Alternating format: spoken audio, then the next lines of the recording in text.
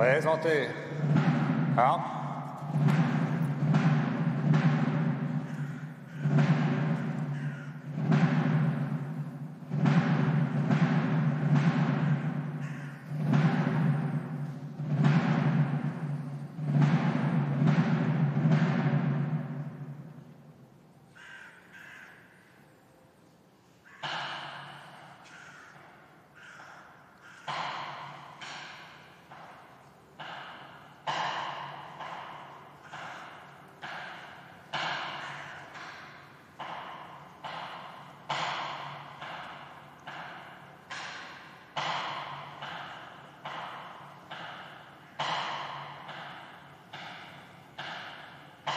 L'arrivée du cercueil de Jacques Delors qui va être positionné au centre de cette cour des Invalides, c'est bien sûr un moment empreint d'une très grande émotion, à la fois bien sûr quand on le voit l'image, mais imaginez-vous dans la cour des Invalides ce moment, ce qu'il représente. On voit le regard grave bien sûr du chef de l'État, pour la famille également de Jacques Delors, sa fille Martine Aubry. C'est à l'issue de cette arrivée de la dépouille de Jacques Delors que sera prononcé l'éloge funèbre par le chef de l'État. Il y a bien sûr à chaque occasion dans ce type de circonstances une décoration aussi. On a vu également le coussin qui suit le cercueil de Jacques Delors, avec bien sûr à titre posthume toujours ces remises de décoration, dans le silence, dans le recueillement, avant l'éloge funèbre prononcé par le chef de l'État qui durera une vingtaine de minutes. Jacques Delors qui n'avait jamais voulu porter sa Légion d'honneur, ça. Effectivement, on revient à ce qu'on disait tout à l'heure avec Arlette et Patrice, l'homme de la discrétion, l'homme de l'humilité.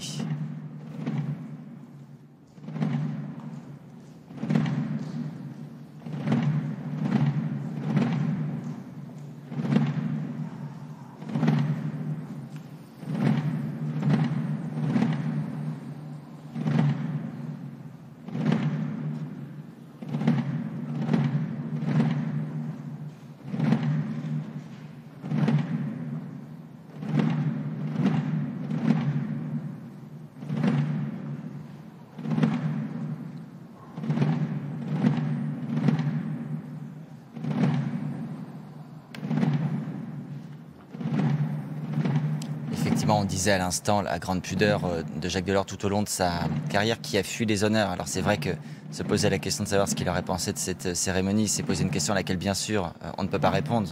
Tout n'est que spéculation et réflexion, analyse a posteriori de ce qu'était Jacques Delors et de son rapport naturellement aux honneurs. Le fait est que c'est très important, Patrice et Arlette le soulignaient tout à l'heure. Il y avait une différence aussi certainement entre ce que disait Jacques Delors et ce que pensait Jacques Delors. Il lui a d'ailleurs été reproché en 95, quand il a renoncé à se présenter à la présidentielle, d'avoir certainement pensé au fond de lui qu'il aurait été un très bon président, mais qu'il n'était peut-être pas fait pour être candidat. C'est la difficulté aussi du combat politique. Je voudrais aussi faire un commentaire sur la photo que l'on voyait de Jacques Delors. Cette photo qui semble si familière et si singulière, elle trône en haut de cette cour des Invalides. La plupart des Français qui ont eu l'occasion de connaître Jacques Delors le connaissent aussi tel qu'il est en bas à gauche de notre écran. On a l'impression d'avoir toujours connu Jacques Delors relativement âgé, mais ce n'est pas totalement faux. Il a commencé sa carrière publique relativement tard en réalité. C'est aussi un homme, on le disait tout à l'heure, qui a une vie, qui a eu un parcours, qui a eu un engagement syndical avant de s'engager publiquement.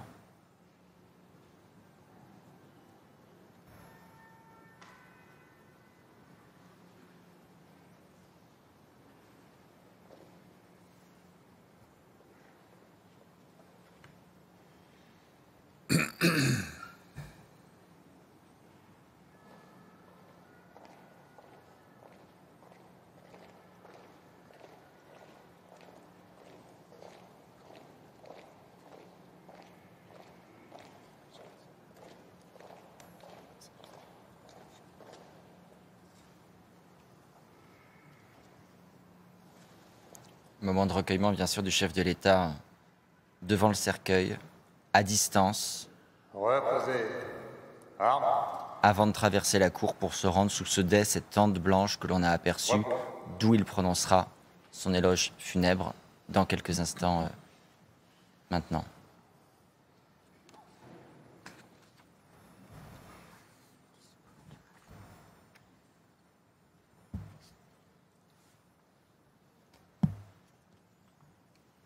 Vous voyez la configuration de cette cour d'un côté, sur la gauche de l'écran, l'ensemble des invités que l'on voyait tout à l'heure, à la fois français et européens. À la droite, ces détachements d'honneur de l'armée française. Toutes les armées d'ailleurs sont représentées. Terre, air, naturellement, marine, la garde républicaine, l'orchestre de la garde républicaine, le chœur de l'armée française. Ça fait partie du protocole, tout comme le positionnement du pupitre du chef de l'État. C'est aussi cela qui fait que l'hommage à Jacques Delors s'inscrit dans les marques de la République.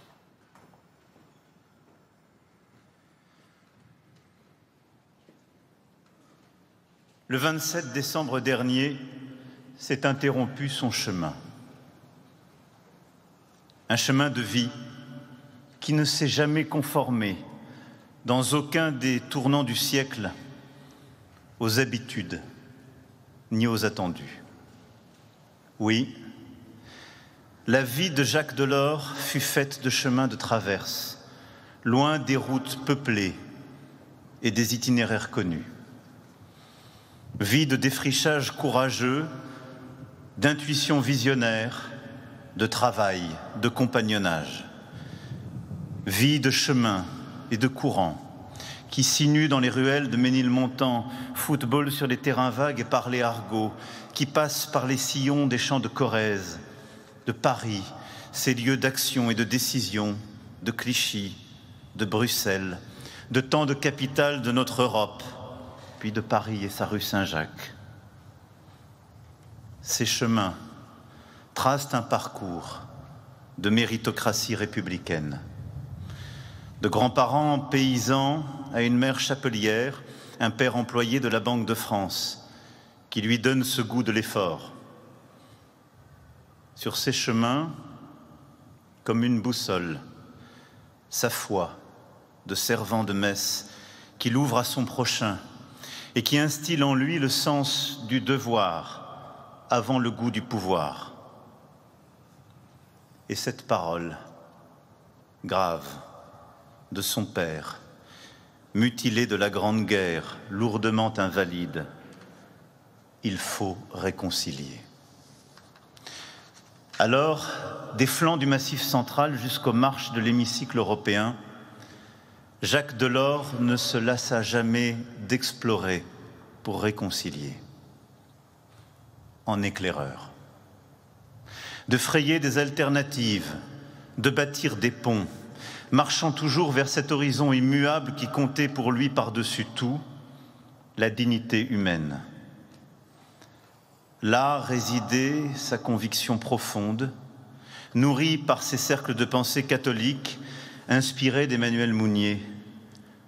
Entre la dictature des masses et l'impérialisme de l'individu, il existe une autre voie, celle de la personne, avec sa liberté d'engagement, sa responsabilité à l'égard de la société. Oui, il existe cette voie humaniste européenne, la sienne.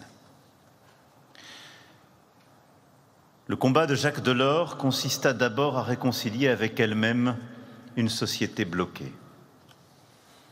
Par le syndicalisme, au sein de la CFTC puis de la CFDT. La politique n'avait jamais compté parmi ses passions de jeunesse. Les pronostics du Tour de France, les tournois de basket, le jazz à plein volume, le LOSC, Dieu, oui, mais pas la politique. Ces projets d'adolescents étaient peuplés de haute couture, de journalisme, de 7e art. Et les responsables politiques apparurent d'abord à ses yeux comme les fautifs de la débâcle de 40, dans la douleur, la honte cuisante de voir son pays jeté sur les routes. Mais le destin est patient. Alors, ses talents de conciliateur, rapidement, font de lui un responsable remarqué, apprécié. Petit à petit, Jacques Delors gravissait les échelons à la Banque de France, où il était entré comme rédacteur, en même temps qu'il s'affirmait dans son syndicat. Le soir, à la lueur des lampes, après ses journées à la banque, il ouvrait ses polycopiers et ses manuels étudier les théories des plus grands économistes, conquérant l'un après l'autre les concours internes. Bientôt représentant au Conseil économique et social, il attira l'attention de Pierre Massé, commissaire général au plan, qui le prit avec lui, rue de Martignac. Il fallait réconcilier, encore. Concilier ses aspirations de gauche avec celles d'un gaullisme qui, après 1968, cherchait à se régénérer. Choisir le Premier ministre Chaban-Delmas en 1969, plutôt qu'une gauche qui paraissait défaite pour longtemps. Construire avec lui ce projet d'une nouvelle société, puis continuer comme premier conseiller social de Matignon. Car c'est dans ce giron qu'il trouva le mieux à développer, à ce moment-là, ses convictions. Moderniser la société, replacer la justice au cœur du travail, développer une politique contractuelle à base de négociations collectives pour permettre à ceux qui n'avaient pas eu la chance d'étudier de continuer à apprendre leur vie durant. Ils participent en première ligne à la création de la formation professionnelle continue. Réconcilier toujours. Réconcilier les Français avec leur travail, leur montrer qu'il est aussi un chemin de dignité de la personne et d'émancipation. Par le savoir, la formation tout au long de la vie, pour que le labeur quotidien ne soit pas le lieu de la servitude des forces morales et physiques, mais de leur accroissement, de leur épanouissement. Réconcilier davantage. Jacques Delors adhère au Parti socialiste des Assises de 1974, en pleine ouverture, afin de l'aider à opérer son grand basculement vers l'économie sociale de marché, à construire une force politique d'alternance crédible. Et comme il accompagnera le mouvement des transcourants 10 ans plus tard, dans ce même refus des querelles de clans. Avec Rocard, Chapuis et plusieurs autres, Jacques Delors était de ce sang neuf qui venait irriguer la rose de 1974, y apporter sa propre veine syndicale et chrétienne, y insuffler l'élan d'un réformisme nouveau. Jacques Delors ne croyait pas au grand soir. Il croyait aux aubes patientes, à la négociation au long des jours, au dialogue social par-delà les oppositions politiques. Sonne 1981, l'année de la victoire de son camp, l'année du grand souffle, l'année des bourrasques économiques aussi, alors que l'inflation gronde, que le franc vacille et doit être dévalué par 2 fois. Ministre de l'économie et des finances, Jacques Delors tient bon. Il lance contre l'inflation des mesures difficiles, mais efficaces. Il ose la fin de l'indexation des salaires sur les prix, accompagne les grandes nationalisations du gouvernement Mauroy, assume le tournant de la rigueur et ses restrictions budgétaires. Quand l'année suivante, il perd son fils tant aimé, le journaliste Jean-Paul Delors, drame intime et déchirant, il fait face. Puis en sa femme, Marie, son pilier, en sa fille, Martine, sa fierté, en sa petite-fille, Clémentine, sa joie, la force de tenir bon. La semaine suivante, il est de retour au Conseil des ministres, ravagé, mais présent, toujours. Car la France connaît alors des jours difficiles. La guerre des 2 roses divise le socialisme et entre 2 chemins, le pays hésite.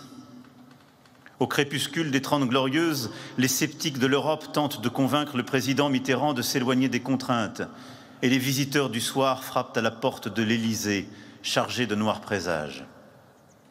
Jacques Delors est là, encore, main dans la main avec Pierre Mauroy, et se bat comme un lion avec quelques autres pour défendre sa vision européenne de l'économie, défaire les Cassandres, maintenir la France dans le projet commun. Ce fut là sans doute l'une de ses plus grandes œuvres de réconciliation, celle de 1983. réconcilier dans ce moment décisif le socialisme de gouvernement avec l'économie sociale de marché, réconcilier véritablement la France avec l'Europe. Rendre possible l'idéal européen en ne cédant rien au réel, en s'y confrontant. En 1985, la présidence de la Commission européenne est vacante. C'est la candidature de Jacques Delors, alors maire de Clichy, et fort de son mandat passé de député européen, qui est retenu. Tant de décennies après la Grande Guerre, le fils d'un poilu corrézien va tenir entre ses mains le projet d'un continent. À son tour, il va devoir faire vivre le pardon et la promesse que demandait Hannah Arendt. Le pardon pour pouvoir reconnaître le passé, la promesse pour pouvoir regarder l'avenir. Réconcilier les peuples désormais. Pour qu'aucune vie ne soit plus jamais fauchée, mutilée par l'aveuglement des hommes. Et réconcilier l'Europe avec son avenir. Le visage de l'Europe d'aujourd'hui, Jacques Delors a contribué à le dessiner trait par trait. Avec la confiance et le soutien constant du président Mitterrand et du chancelier Kohl, une décennie durant. De notre Europe, disait-il, elle nous appartient autant que nous lui appartenons et il nous appartient de poursuivre. Héritage sur lequel veillent inlassablement depuis 30 ans les 3 instituts auxquels il a donné son nom. La libre circulation des personnes et des biens, des services et des capitaux, le marché unique et son acte unique reposant sur un immense travail d'harmonisation avec tous les acteurs de la société civile, l'Europe du dialogue social réconciliant patronat et syndicats, l'union économique et monétaire, l'euro dont il pose les bases, la Banque centrale européenne qu'il fait aboutir en mobilisant tous ses talents de négociateur, l'Europe de la croissance et de la solidarité qui ne laisse personne sur le côté, soutient les régions les plus défavorisées par des programmes d'aide et de cohésion. Une Europe consciente de la nécessité de s'élargir et s'approfondir simultanément, qui conçoit l'intégration par la convergence graduelle d'accords d'association en programmes d'aide massifs. Une Europe désireuse de se réformer pour conserver des institutions efficaces, garder sa liberté d'intégration et d'action. Une Europe qui pressent l'impératif d'une triple soutenabilité économique, sociale et environnementale, enjeu de souveraineté majeur de notre siècle. Une Europe de la culture aussi, celle d'Erasme, de Kant, de Stendhal et de Zweig, pour laquelle il inventa les programmes Erasmus, afin que nos jeunesses se connaissent, apprennent à comprendre, plus que la langue de l'autre encore, sa pensée. Une Europe unie dans sa diversité, réunifiée, balayant les vestiges du rideau de fer, accueillant l'Allemagne de l'Est dès le lendemain de la chute du mur, pavant la voie de la réunification avec les pays d'Europe centrale, orientale et baltique. Rarement, notre Europe n'aura tant progressé. Et avec ses équipes, ses compagnons de route, plusieurs des dirigeants ici présents pour lui rendre hommage, et sous le regard de plusieurs dirigeants d'Europe, je remercie pour leur présence aujourd'hui à nos côtés. Il aura fait avancer comme peu d'autres notre continent. Jacques Delors, durant ces années, est partout, se démultiplie, va trouver chaque État membre. Au rythme de 180 voyages par an, il écoute, parlemente, négocie, convainc, engage des bras de fer, invente des compromis et des concessions nécessaires, parle aux puissants du monde, grand parmi les grands, 8e membre du G7, inspirateur et aiguillon des chefs d'État et de gouvernement, leur interlocuteur et leur conscience. Modernité toujours actuelle de son triptyque, la compétition qui stimule, la solidarité qui unit et la coopération qui renforce. une Europe plus souveraine, plus unie, plus forte, qui trouve là son identité.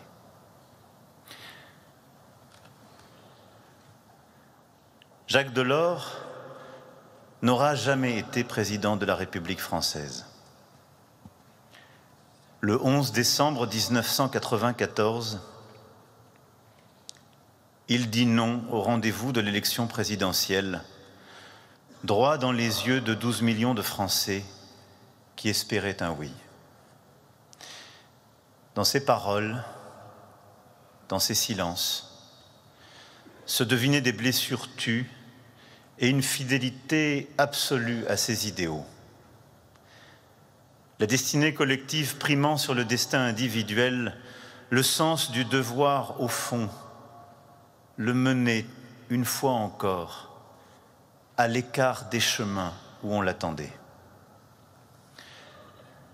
Et ce sens du devoir accompli, que célèbre l'Aude à la joie de Schiller, dont Beethoven tira sa 9e symphonie, et l'Europe son hymne, ce sens du devoir accompli, ces paroles, Jacques Delors les connaissait par cœur.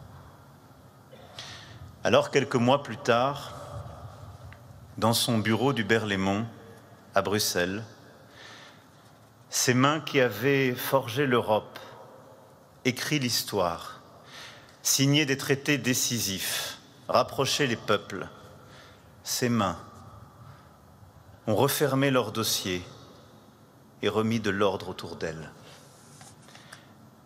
Soigneusement, comme elles faisaient toutes choses, elles ont rassemblé ces objets familiers.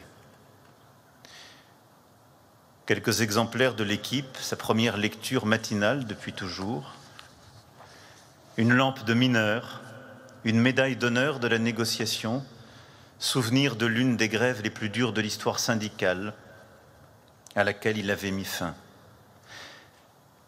L'affiche du film Citizen Kane d'Orson Welles et une grande photographie de Jean Monnet. Tout cela, Jacques Delors l'emportait avec lui. Mais il laissait quelque chose de plus grand, d'indéplaçable, d'intangible. Une empreinte française et européenne. La possibilité d'une social-démocratie d'émancipation. La possibilité d'une Europe unie, celle de Schengen, d'Erasmus, de Maastricht, soudée par des valeurs communes, de Compostelle aux Balkans, de l'Atlantique à la mer Noire. Et la force de transformer l'espoir en histoire.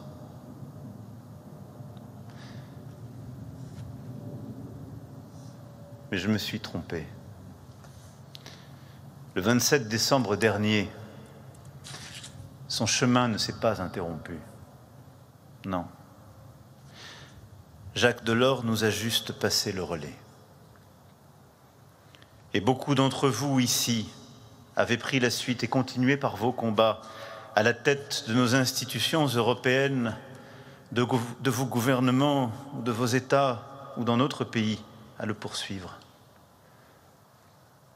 Ce chemin, son chemin, se poursuit.